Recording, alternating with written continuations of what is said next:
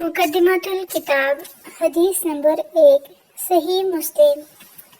ہم سے ابو بکر بن ابی شیبہ نے حدیث بیان کی، کہا کہ ہم سے وکی نے حدیث بیان کی، انہوں نے شیبہ سے کہا، انہوں نے حکم سے کہا، انہوں نے عبد الرحمن بن ابی لیلہ سے، انہوں نے حضرت سمرہ بن جندب رضی اللہ عنہ سے روایت کی۔ اسی طرح ہم سے ابو بکر بن ابی شیبہ ہی نے حدیث بیان کی، کہا ہم سے وکی نے حدیث بیان کی، انہوں نے شعبہ اور سفیان سے، انہوں نے حبیب سے، انہوں نے میمونہ بن ابی شیبہ سے، اور انہوں نے حضرت مغیرہ بن شعبہ رضی اللہ عنہ سے روایت کی۔ دونوں نے کہا رسول اللہ صلی اللہ علیہ وسلم نے یہ فرمایا تھا۔ مقدمۃ الکتاب صحیح مسلم حدیث نمبر 2 ابو بکر بن ابی شیبہ نیز محمد بن مثنى اور ابن بشار نے کہا، ہم سے محمد بن جعفر غندر نے شعبہ سے حدیث بیان کی، انہوں نے منصور سے، انہوں نے ربیع بن حراش سے روایت کی کہ انہوں نے حضرت علی رضی اللہ عنہ سے سنا جب وہ خطبہ دے رہی تھی، کہا رسول اللہ صلی اللہ علیہ وسلم نے فرمایا، مجھ پر جھوٹ نہ بولو، بلا شبہ جس نے مجھ پر جھوٹ بولا وہ جہنم میں داخل ہوگا۔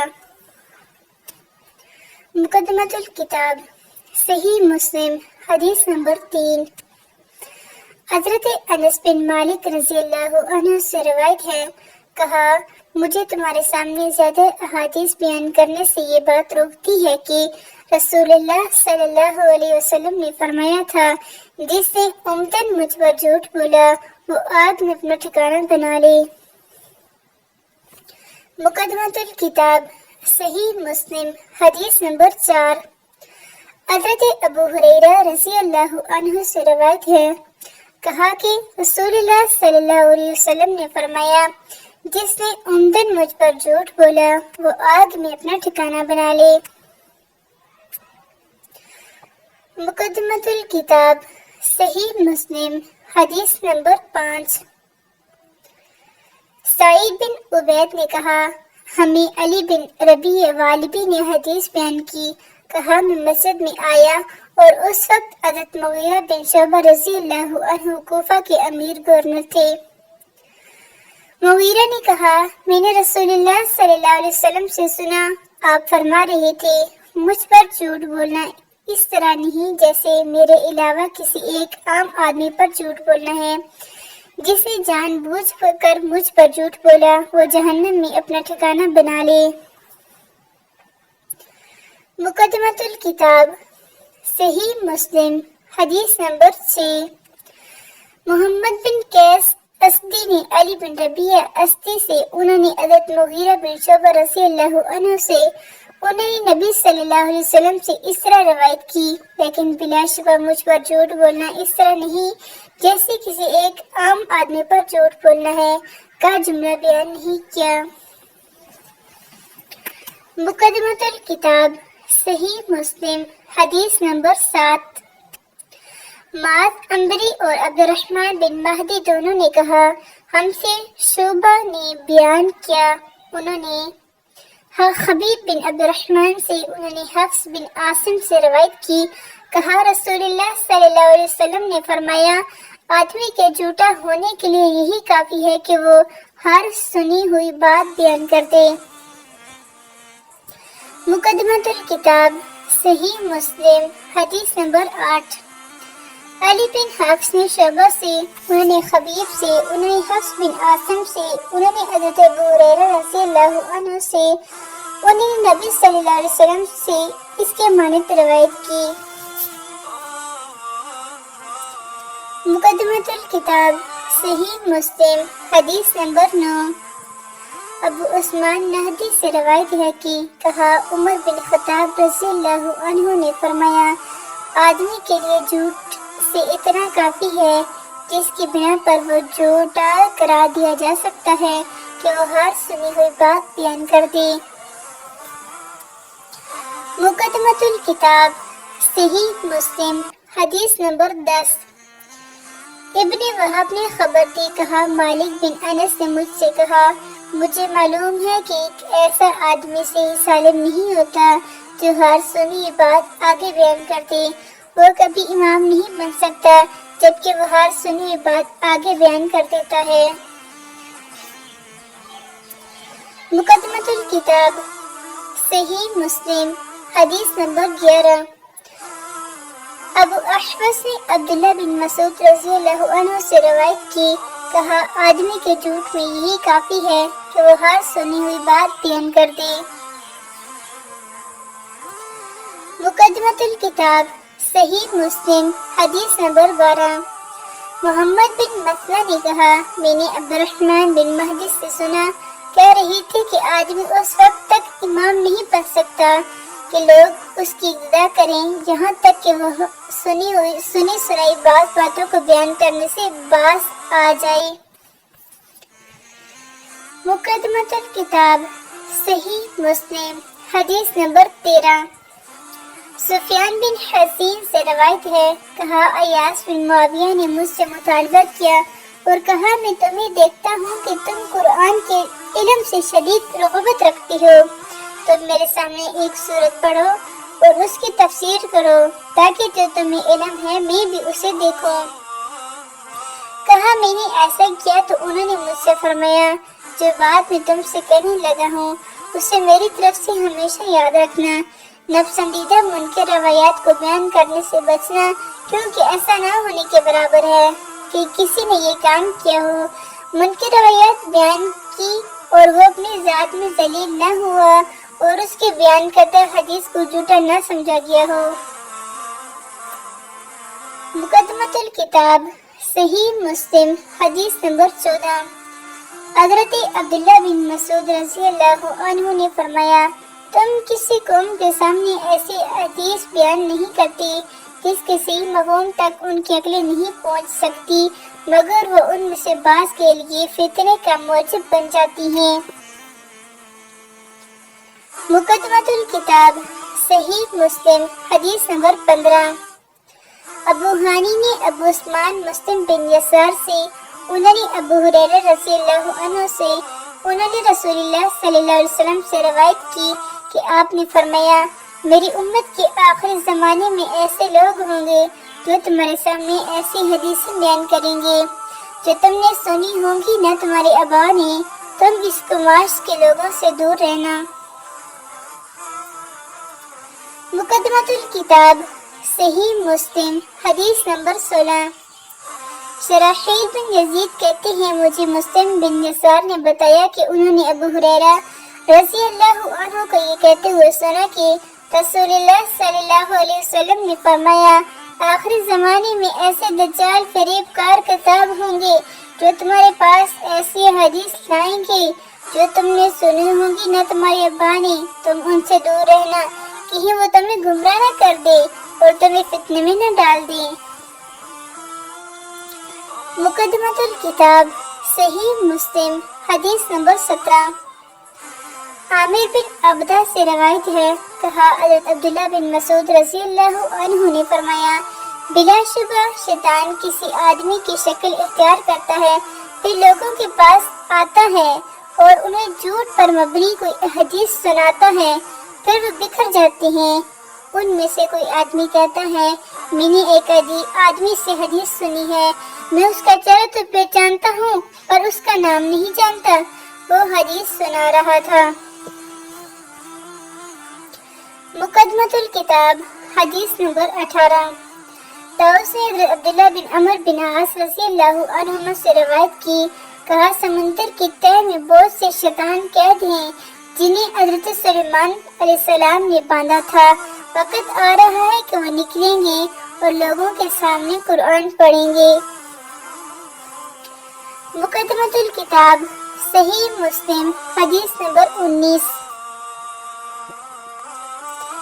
ہشام بن حجیر نے طاؤس سے روایت کی، کہا یہ ان کی مراد بشیر بن کعب سے تھی۔ حضرت ابن عباس رضی اللہ عنہما کے پاس آیا اور انہیں حدیثیں سنانے لگا۔ ابن عباس رضی اللہ عنہما نے اس سے کہا، فلاں فلاں حدیث دہراؤ۔ اس نے دہرا دی اور ان کے سامنے حدیث بیان کی۔ انہوں نے اس سے کہا، فلاں حدیث دوبارہ سناؤ۔ اس نے ان کے سامنے دہرائی۔ پھر آپ سے عرض کی، میں نہیں جانتا کہ آپ نے میری بیان کی ساری حدیث پہچان لی ہیں اور اس حدیث کو منکر جانا ہے، یہ سب کو منکر جانا ہے اور اسے پہچان لیا ہے۔ حضرت ابن عباس رضی اللہ عنہما نے اس سے کہا، جب آپ صلی اللہ علیہ وسلم پر جھوٹ نہیں بولا جاتا تھا، ہم رسول اللہ صلی اللہ علیہ وسلم سے حدیث بیان کرتے تھے، پھر جب لوگ ہر مشکل اور آسان سواری پر سوار ہونے لگے، بلا تمیز صحیح و ضعیف روایات بیان کرنے لگے، تو ہم نے براہ راست آپ صلی اللہ علیہ وسلم سے حدیث بیان کرنا ترک کر دیا۔ مقدمۃ الکتاب صحیح مسلم حدیث نمبر 20۔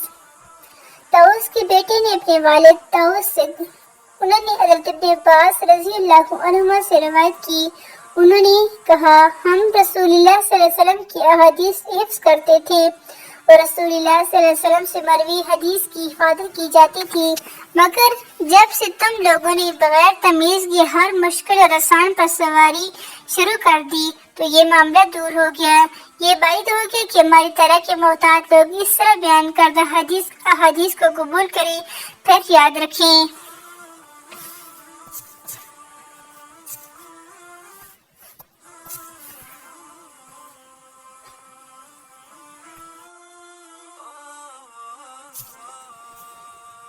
مقدمۃ الکتاب صحیح مسلم حدیث نمبر 21۔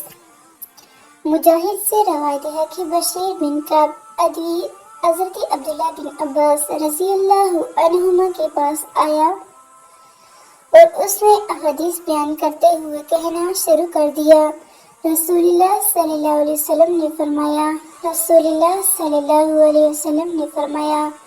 حضرت ابن عباس رضی اللہ عنہما نے یہ رویہ رکھا کہ نہ اس کو دھیان سے سنتے تھے نہ اس کی طرف دیکھتے تھے۔ وہ کہنے لگا، اے ابن عباس، میرے ساتھ کیا معاملہ ہے؟ مجھے نظر نہیں آتا کہ آپ میرے بیان کردہ حدیث سن رہی ہیں۔ میں آپ کو رسول اللہ صلی اللہ علیہ وسلم سے حدیث سنا رہا ہوں اور آپ سنتے ہی نہیں۔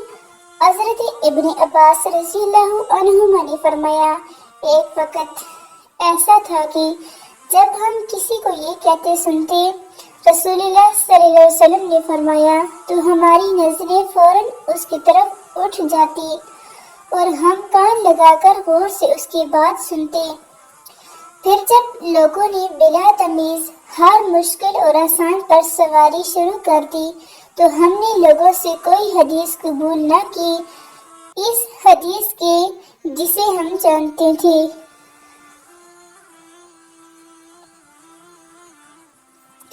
مقدمۃ الکتاب صحیح مسلم حدیث نمبر 22۔ ابن ابی ملیکہ سے روایت ہے، کہا، میں نے حضرت عبداللہ بن عباس رضی اللہ عنہما کی طرف لکھا اور اس سے درخواست کی کہ وہ میرے لیے ایک کتاب لکھیں اور جن باتوں کی صحت میں مقال ہو یا جو نہ لکھنے کی ہوں وہ باتیں مجھ سے چھپا لیں۔ انہوں نے فرمایا، لڑکا خالص احادیث کا طلبگار ہے، میں اس کے لیے حدیث سے متعلق تمام معاملات میں صحیح کا انتخاب کروں گا اور موضوع اور گڑی ہوئی احادیث کو ہٹا دوں گا۔ کہا، انہوں نے حضرت علی رضی اللہ عنہ کے فیصلے منگوائے اور ان میں سے چیزیں لکھنی شروع کی، اور یہ ہوا کہ کوئی چیز گزرتی تو فرماتے، باخدا یہ فیصلہ حضرت علی رضی اللہ عنہ نے نہیں کیا سوائے اس کے کہ خدا نخواستہ وہ گمراہ ہو گئی ہوں، جبکہ ایسا نہیں ہوا۔ مقدمۃ الکتاب صحیح مسلم حدیث نمبر 23۔ طاؤس سے روایت ہے کہ کہا، حضرت ابن عباس رضی اللہ عنہما کے پاس ایک کتاب لائی گئی جس میں حضرت علی رضی اللہ عنہ کے فیصلے لکھے ہوئے تھے، تو انہوں نے اس قدر چھوڑ کر باقی سب کچھ مٹا دیا، اور سفیان بن عیینہ نے ہاتھ جتنی لمبائی کا اشارہ کیا۔ حضرت ابن عباس رضی اللہ عنہما کے مطابق ساری کتاب میں سے اسی قدر تحریر درست تھی، باقی سب الحاقی تھی۔ مقدمۃ الکتاب صحیح مسلم حدیث نمبر 24۔ ابو اسحاق سے روایت ہے، کہا، جب بظاہر حضرت علی کا نام لینے والے لوگوں نے حضرت علی رضی اللہ عنہ کے بعد ان کے نام پر یہ چیزیں ایجاد کر لی تو ان کے ساتھیوں میں سے ایک شخص نے کہا اللہ ان لوگوں کو قتل کرے، انہوں نے کیسا عظیم الشان علم بگاڑ دیا۔ مقدمۃ الکتاب صحیح مسلم حدیث نمبر 25۔ ابو بکر بن عیاش نے ہمیں بتایا، کہا میں نے مغیرہ سے سنا، فرماتے تھے حضرت علی رضی اللہ عنہ سے مروی احادیث میں کسی چیز کی تصدیق نہ کی جاتی تھی سوائے اس کے جو عبداللہ بن مسعود رضی اللہ عنہ کے شاگردوں سے روایت کی گئی ہوں۔ مقدمۃ الکتاب صحیح مسلم حدیث نمبر 26۔ ایک سند میں ایوب اور ہشام اور دو سندوں میں ہشام سے روایت ہے، انہوں نے محمد بن سیرین سے روایت کی، کہا یہ علم دین ہے، اس لیے اچھی طرح دیکھ لو کہ تم کن لوگوں سے اپنا دین اخذ کرتے ہو۔ مقدمۃ الکتاب صحیح مسلم حدیث نمبر 27۔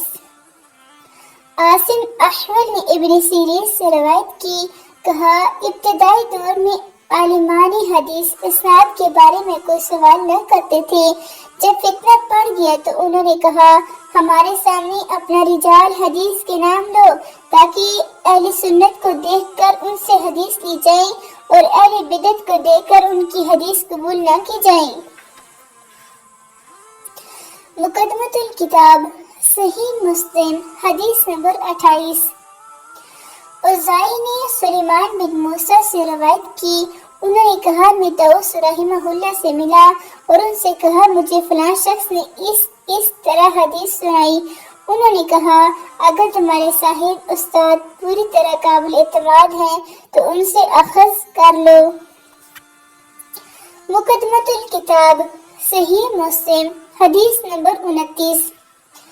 سعید بن عبدالعزیز نے سلیمان بن موسیٰ سے روایت کی، انہوں نے کہا میں نے طاؤس رحمہ اللہ سے عرض کی فلاں نے ان الفاظ سے مجھے حدیث سنائی، انہوں نے کہا اگر تمہارے صاحب شقاوت میں بھرپور ہیں تو ان سے اخذ کر لو۔ مقدمۃ الکتاب صحیح مسلم حدیث نمبر 30۔ عبد الرحمن بن ابی زناد نے اپنے والد سے روایت کی، کہا میں مدینہ میں 100 اہل علم سے ملا جو دین میں تو محفوظ و مامون تھے لیکن ان سے حدیث اخذ نہیں کی جاتی تھی، کہا جاتا تھا کہ اس علم کے اہل نہیں۔ مقدمۃ الکتاب صحیح مسلم حدیث نمبر 31۔ مصر سے روایت ہے، کہا میں نے سعد بن ابراہیم بن عبد الرحمن بن عوف سے سنا، کہہ رہے تھے سکہ راویوں کے علاوہ اور کوئی شخص رسول اللہ صلی اللہ علیہ وسلم سے حدیث بیان نہ کرے۔ مقدمۃ الکتاب صحیح مسلم حدیث نمبر 32۔ محمد بن عبداللہ بن کہزاد نے جو مرو کے باشندوں میں سے ہیں، کہا میں نے عبدان بن عثمان سے سنا، کہہ رہے تھے میں نے عبداللہ بن مبارک رحمہ اللہ کو یہ کہتے ہوئے سنا اسناد سلسلہ سند سے حدیث روایت کرنا دین میں سے ہے، اگر اسناد نہ ہوتا تو جو کچھ چاہتا کہہ دیتا۔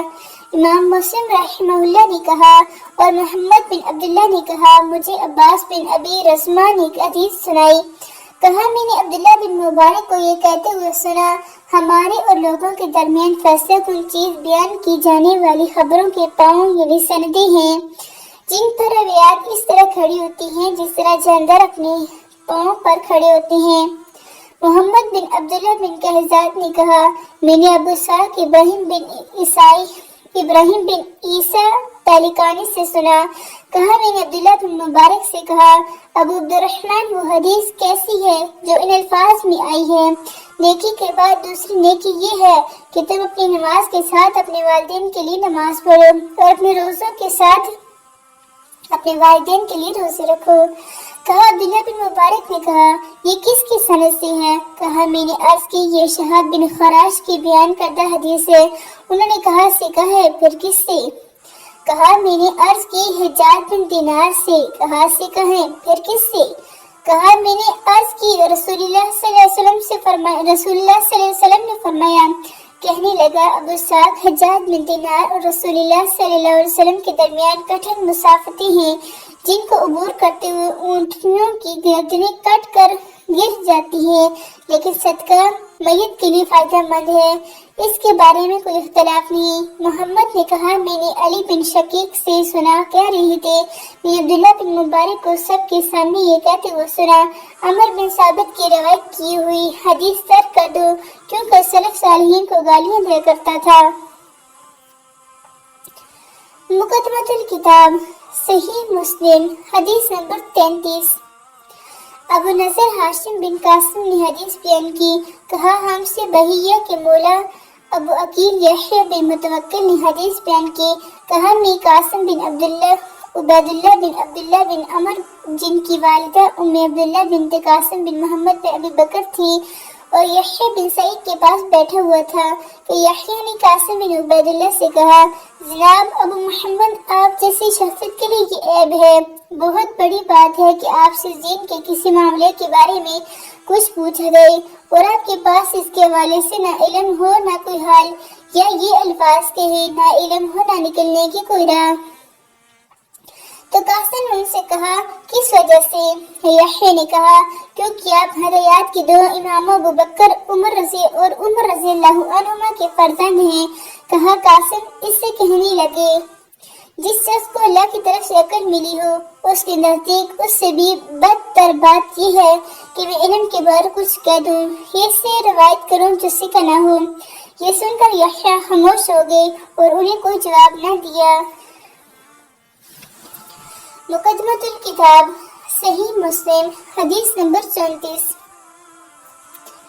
بشر بن حکم عبدی نے مجھ سے بیان کیا، کہا، میں نے سفیان بن عیینہ سے سنا، کہہ رہے تھے، مجھ سے بہت سے لوگوں نے بحیہ کے مولا ابو عقیل سے سن کر روایت کی کہ کچھ لوگوں نے حضرت عبداللہ بن عمر رضی اللہ عنہما کے ایک بیٹے سے کوئی بات پوچھی جس کے بارے میں ان کے علم میں کچھ نہ تھا، تو یحییٰ بن سعید نے ان سے کہا، میں اس کو بہت بڑی بات سمجھتا ہوں کہ آپ جیسے انسان سے، جبکہ آپ ہدایت کے دو اماموں یعنی عمر اور ابن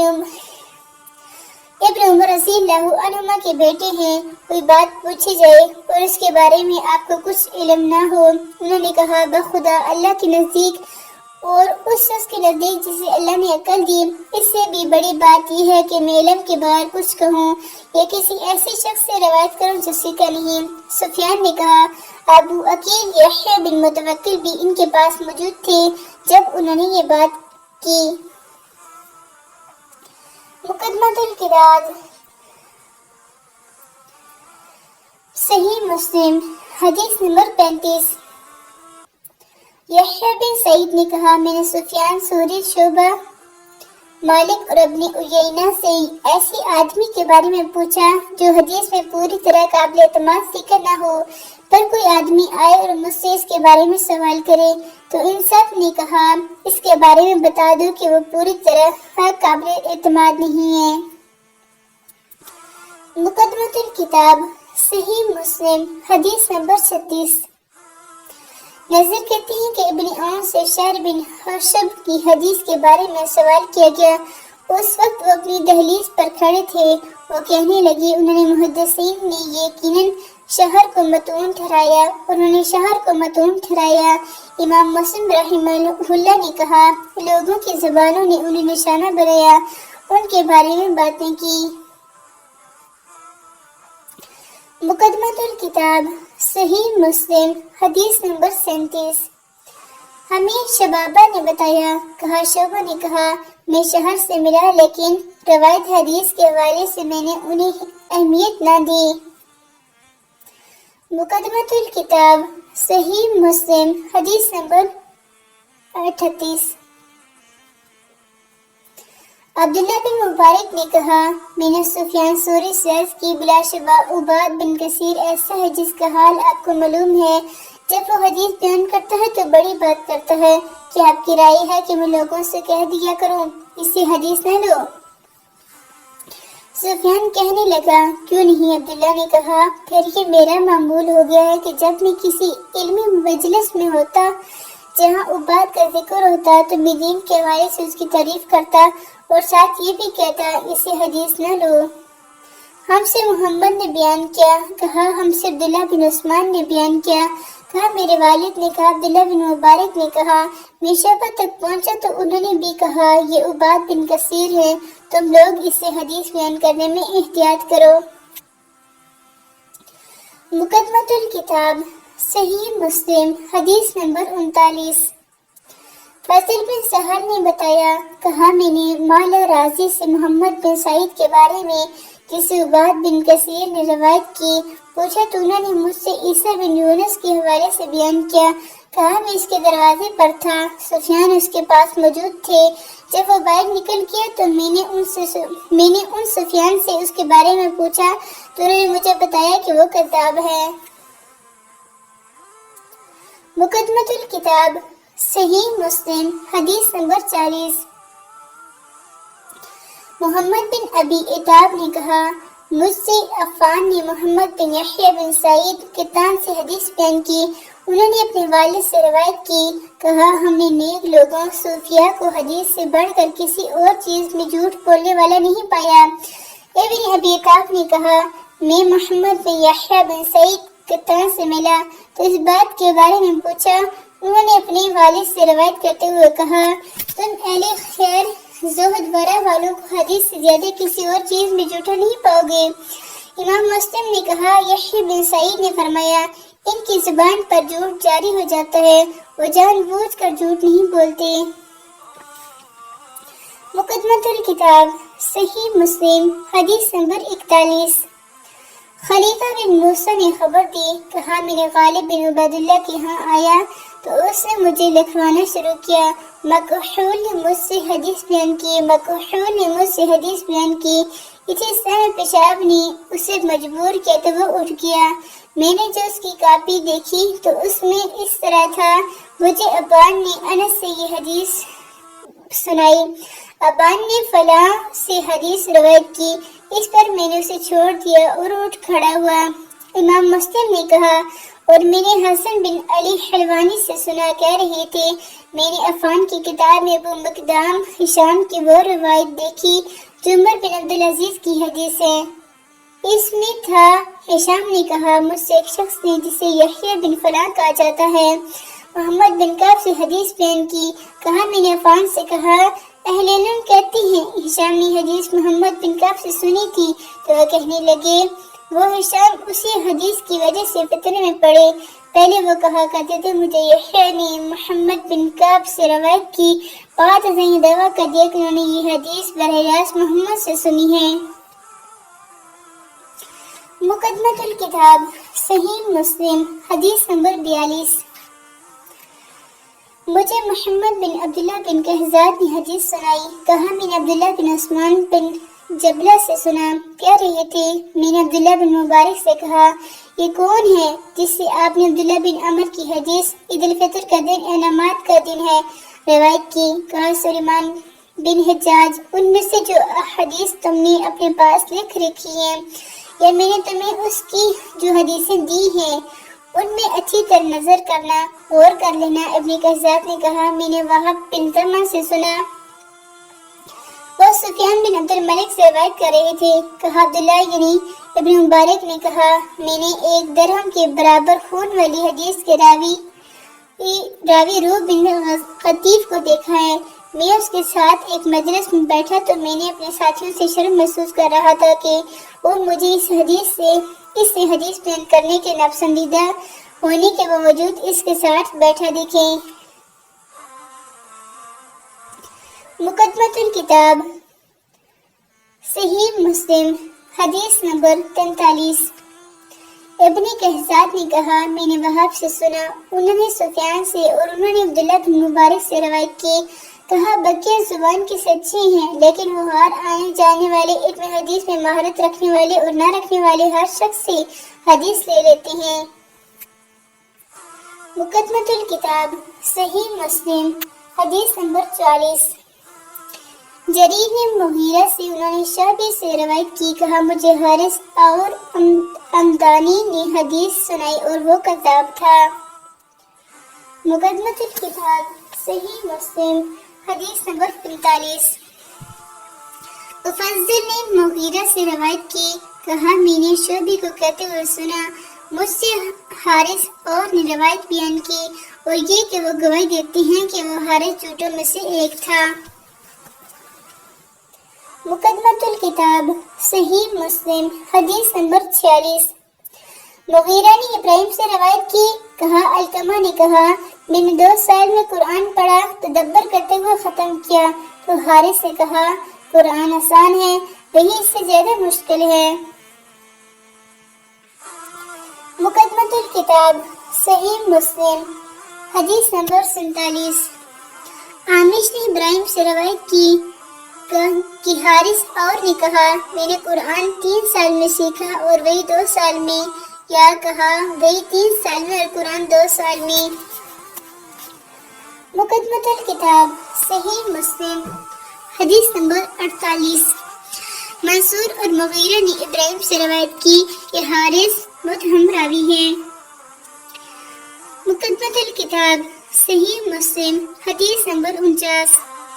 حمزہ زیاد سے روایت ہے، کہا مرہ حمدانی نے حارث سے کوئی بات سنی تو اس نے کہا تم دروازے ہی پر بیٹھو، اندر نہ آؤ۔ پھر وہ گھر میں داخل ہوئے اور اپنی تلوار اٹھا لی تو حارث نے برا انجام محسوس کر لیا اور چل دیا۔ مقدمۃ الکتاب صحیح مسلم حدیث نمبر 50۔ عبداللہ بن عون سے روایت ہے، کہا ابراہیم نخعی نے ہم سے کہا تم لوگ مغیرہ بن سعید اور عبد الرحیم سے بچ کر رہو، وہ کذاب ہے۔ مقدمۃ الکتاب صحیح مسلم حدیث نمبر 51۔ ہمیں عاصم نے حدیث بیان کی، کہا ہم بالکل نوعمر لڑکے تھے جب عبد الرحمن سلمہ کے پاس حاضر ہوتے تھے، وہ ہم سے کہا کرتے تھے ابو احمد کے سوا دوسرے کے سگوں وازوں کی مجالس میں مت بیٹھو اور شقیق سے بچ کر رہو۔ شقیق خوارج کا نقطہ نظر رکھتا تھا اور یہ ابو وائل نہیں بلکہ شقیق زبی ہے۔ مقدمۃ الکتاب صحیح مسلم حدیث نمبر 52۔ جریر کہتے ہیں میں جابر بن یزید جعفی سے ملا تو میں نے اس سے حدیث نہ لکھی، وہ رجت پر ایمان رکھتا تھا۔ مقدمۃ الکتاب صحیح مسلم حدیث نمبر 53۔ مصرف نے کہا ہم سے جابر بن یزید جعفی نے ان بدعتوں سے پہلے جو سے گڑی حدیث بیان کی۔ مقدمۃ الکتاب صحیح مسلم حدیث نمبر 54۔ سفیان نے کہا جابر نے جس عقیدے کا اظہار کیا اس کے اظہار سے پہلے لوگ اس سے حدیث لیتے تھے، جب اس نے اس کا اظہار کر دیا تو لوگوں نے اسے اس کی بیان کردہ حدیث کے بارے میں متون کیا اور بعد اسے چھوڑ دیا۔ ان سے پوچھا گیا تو اس نے کس چیز کا اظہار کیا تھا؟ کہا رجت پر ایمان کا۔ مقدمۃ الکتاب صحیح مسلم حدیث نمبر 55۔ جراح بن ملیح کہتے ہیں میں نے جابر بن یزید جعفی کو یہ کہتے ہوئے سنا میرے پاس ابو جعفر محمد باقر بن علی بن حسین بن علی رضی اللہ عنہم کی 70,000 حدیثیں ہیں جو سب کی سب رسول اللہ صلی اللہ علیہ وسلم سے روایت کی گئی ہیں۔ مقدمۃ الکتاب صحیح مسلم حدیث نمبر 56۔ ظہیر کہتے ہیں جابر نے کہا یا میں نے جابر بن یزید کو یہ کہتے سنا بلا شبہ میرے پاس 50,000 حدیثیں ایسی ہیں جن میں سے میں نے کوئی حدیث بیان نہیں کی۔